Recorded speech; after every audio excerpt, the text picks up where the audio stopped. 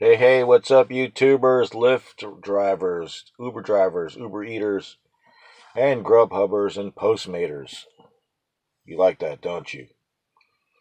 Anyways, today's subject is Lyft. Their upfront pricing is becoming more prevalent. What does that mean? That means Lyft is still doing what Uber is doing, because that's the only thing they can do right now. Why do you ask? Because if they do anything different, they will start losing money again. Because what Lyft and Uber do is they lose money on purpose. An example, everybody bitches about the rates being raised, but yet us not getting any of the money for it. The reason why, they need to set a spread between what they're paying the drivers and what they are charging now. The profit margin has to be widened a little bit so they can show some profit, because what these guys do is, being that the rates are so low right now, a lot of drivers say the hell with it. They don't drive a lot. So what they do is, instead of just raising the rates and everybody being happy, is they see if they can get away with the lower rates, because they feel like both of them have to get all this market share instead of just developing a really good business a little bit more slowly. Everybody's in a hurry to be a billionaire these days. So what they do is they keep the rates low, and they have enough drivers that'll drive all the time, no matter what. I mean, you might as well forget about a strike or a walkout or anything, because there's people that just enjoy doing this. And then there's other people that will, say, hey, they're not driving, more money for me. So, anyways, so here's what they're doing just to make you aware. And hopefully, what I'm thinking a more positive situation is, yes, they may have to widen the gap between what the cut that they're giving us right now, to what they charge, just because they got to show profit margin. Both of these guys do. Uber is going to be up for an IPO pretty soon, so they're going to have to show total profit. And Lyft is just going to follow in their footsteps, even though they don't lose as much money because they're quite a bit smaller, and they are actually starting to close the gap to profitability, because Lyft is not really involved in a bunch of different things. Lyft does a lot more subsidizing. Even these heat maps right now, they're a subsidy. Why they're giving a driver up to $10, $15 even on a small ride if you're hanging out in downtown picking somebody up. I explained this to you before, and right now it doesn't seem like they're charging these super high surge rates and keeping the difference, which is what Uber was trying to do in some states. I don't know how successful that's going to be.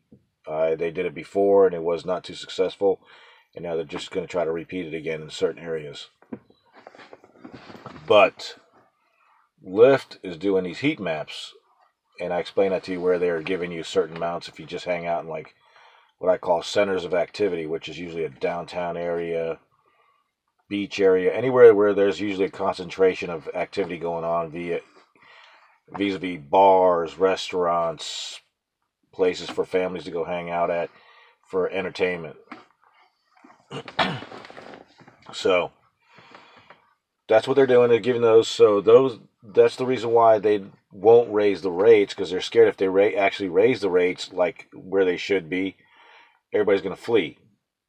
And if they raise the rates where they should be, which I think they should be anywhere between $1.50 a mile for the rider on up to about $2 a mile, depending on what part of the country you live in.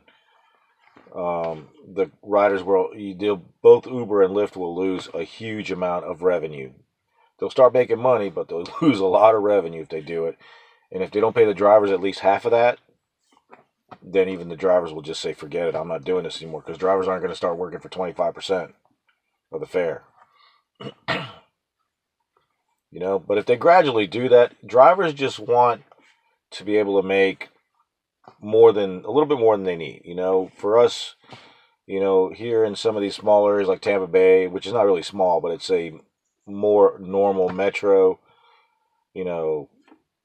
places like here, Miami, Atlanta, Cincinnati, Minneapolis, all these regular sized 2 million, 3 million people metros, we want $1.25, $1.40 in our pockets, plus whatever waiting time. We want to be able to do 10, 15 rides comfortably every day and make $150, $200 without having to cross our fingers and hope for some magic. I mean, I make that anyways when I work that many hours, but sometimes I have to put in the amount of hours, and then you have to hope for a couple good rides and all that kind of stuff. When in reality, it shouldn't be that hard. It should be where you can go in the downtown area and do rides for $7 or $8 each in your pocket. You do 4 or 5 of those, you made $40, and you get a $15 ride, whatever.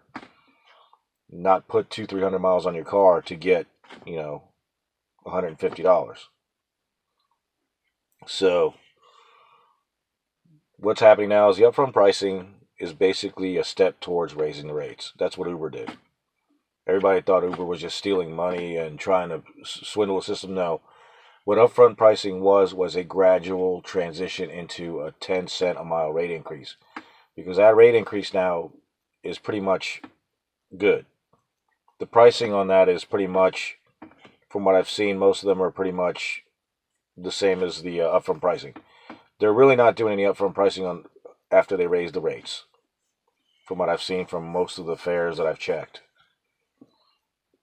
At least if they do upfront pricing, it's based on a more realistic route versus doing it before on longer routes. The longest route you can legitimately do without pissing a rider off. Okay, well, that's all I have. Business has been okay. I slowed down a little bit last week. I made about $540, but I only worked 4 days and change.